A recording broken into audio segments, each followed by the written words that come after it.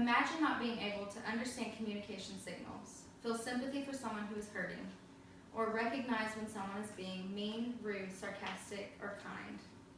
What if you couldn't tell that everyone in the room is making fun of you right before your eyes? This is affecting 1 in 88 children, with a ratio of 1 to 50 being boys. This disorder is called autism. Today I'm here to inform you guys on the different types of autism, what is different about people who have it, and how do we communicate with people who have autism. I have a growing interest in this topic, seeing my older sister raise her son who was diagnosed with autism. As an audience, I believe it's important to educate you guys, being that you guys might have children in the near future, and this is the fastest growing serious developmental disability in the U.S. Today we are going to discuss what the different types of autism are, what is different about people who have autism, and how do we communicate with people who have autism. Let's begin by learning about the different types of autism. Autism is defined by Webster's Dictionary as a lifelong developmental disability that affects how a person communicates with and relates to other people. It also affects how they make sense of the world around them. Asperger's syndrome is the milder end of the autism spectrum scale. People who have this may be very intelligent and handle daily life well. Although they are very smart, they struggle with social interaction. People who have Asperger's show no intellectual disabilities or language barriers.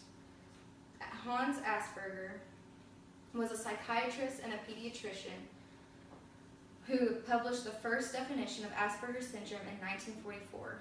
He wrote over 300 publications concerning children with autism. Secondly is autistic disorder.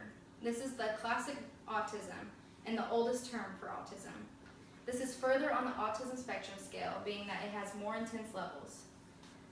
People who have this have significant language delays, social and communication challenges, and they usually have unusual behaviors and interests. People who have this are usually diagnosed in the first 3 years of life. Thirdly is pervasive developmental disorder. This is atypical autism. People who have this usually meet some but not all the criteria for either Asperger's or autistic disorder.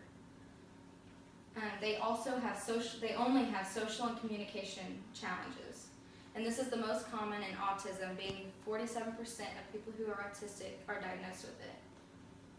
Now that we understand the different types of autism, we are going to learn about what makes these people different.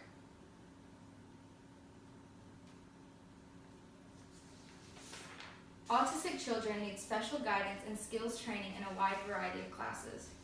Kids with Asperger's have a lot in common with children with ADD, which is why it's important to understand the diagnosis completely. This was written in the Pittsburgh Post-Gazette. Jeff Hudell can do triple-digit multiplication in his head. Doing so helped him get a degree in engineering at the University of Pittsburgh. He says his brain struggles with other subjects such as philosophy and literature.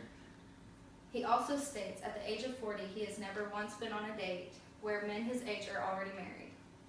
This is just a brief example of a person who is living with autism.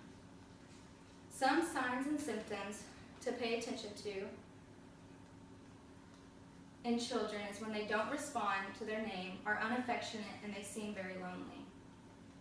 I remember at the age of 18 months, my nephew wouldn't make eye contact, respond to his name, and he would make repetitive movements with his arms.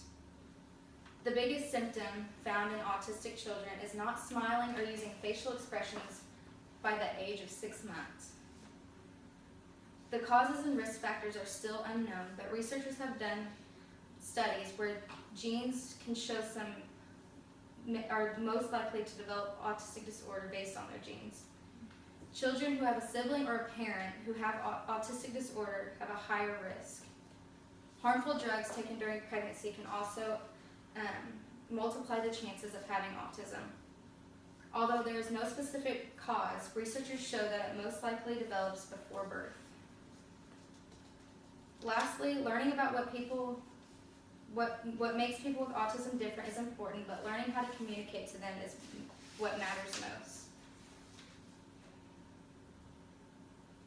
So how do we communicate with someone who has autism? It's good to be open-minded. You want to think outside the box and speak in clear sentences and use plain language. You also want to give the individual time to process the information. Do not rush them in the thinking process. Secondly, you want to show love and patience. Children have a hard time showing affection, so you want to stay calm, know that they are in a safe place, and be very supportive. Be patient and be prepared to repeat yourself over and over again. And thirdly, make sure you do your own research on the subject. You want to be mindful and reach out to the others that are closer to them. Learn about the autism spectrum scale. To conclude, autism is a lifelong developmental disability. Those who are living with autism can be helped, but sadly not cured. As a review, we have gone through the different types of autism, what is different about people who have autism, and how do we communicate with people who have autism. I hope you all have become more aware of this growing disorder. As hard as it can be to deal with a person who has autism, there is sadly no specific cure for this disorder. I would never know much about autism if it wasn't for my nephew, Alex. Even though I still don't fully understand why children get this, I have learned a better understanding for the people who have it, and I hope for a cure in the future.